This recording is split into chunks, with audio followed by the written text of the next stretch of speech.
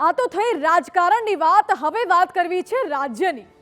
રાજ્યમાં ભર ઉનાળે કમોસમી વરસાદ વરસતા ક્યાંક ખુશી તો ક્યાંક ચિંતાના વાદળો ઘેરાયેલા છે. હવામાન વિભાગ દ્વારા આગામી 2 દિવસ વરસાદની આગાહી કરવામાં આવી છે. ત્યારે આજથી રાજ્યના વિવિધ જિલ્લાના વાતાવરણ એક વાત કહું ભાઈ, આજે આપણા દેશની સામે આંખ ઉઠાવીને જોવાની પણ કોઈ હિંમત કરતું નથી. પહેલા આપણે આપણા દેશમાં ડરીને ચાલતા, હવે આપણા દુશ્મનો તેમના દેશમાં પણ સુરક્ષિત નથી. રાઈટ. આજે દેશ સુરક્ષિત છે અને દેશની સુરક્ષા સાથે કોઈ સમાધાન નહીં.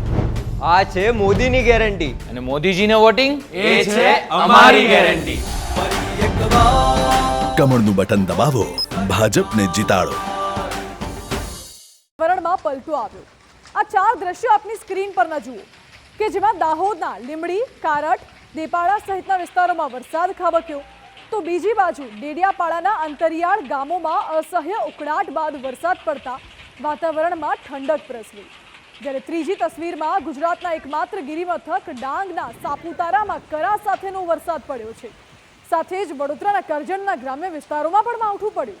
અસહ્ય બફારા બાદ વરસાદ પડતા લોકોને ગરમીથી રાહત તો મળી છે, પરંતુ બીજી બાજુ કેરીના ખેડૂતોમાં કમોસમી વરસાદના કારણે ચિંતા પણ જોવા મળી રહી છે.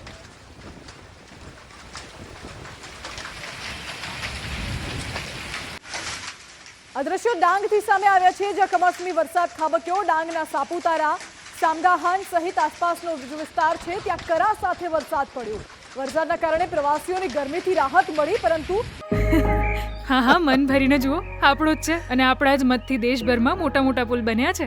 અમારી જિંદગી તો પૂરી થઈ ગઈ બેટા.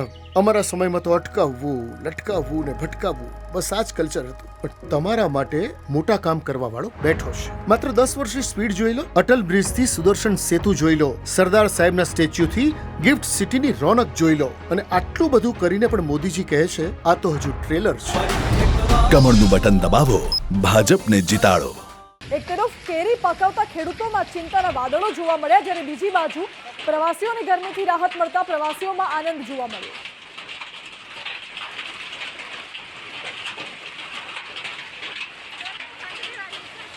હવેના દ્રશ્યો નર્મદાથી મળી રહ્યા છે. જિલ્લાના ડેડિયાપાડાના અંતરિયાળ વિસ્તારોમાં કમોસમી વરસાદ ખાબક્યો.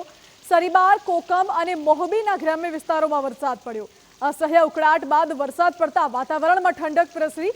કમોસમી વરસાદના કારણે ખેડૂતોની ચિંતામાં વધારો થઈ ગયો.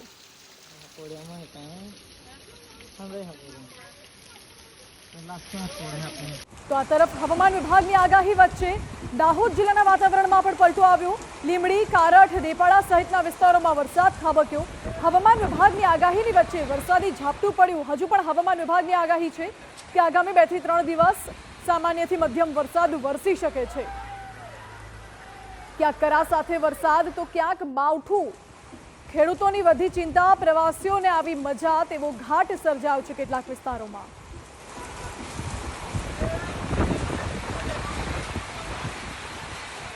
તો હવે દ્રશ્યો આવી રહ્યા છે વડોદરાથી. જિલ્લાના કેટલાક વિસ્તારોમાં માવઠું પડ્યું.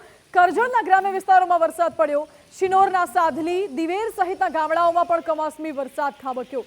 અસહ્ય ગરમીના બફારા વચ્ચે માવઠું થતા લોકોને ગરમીથી રાહત મળી છે.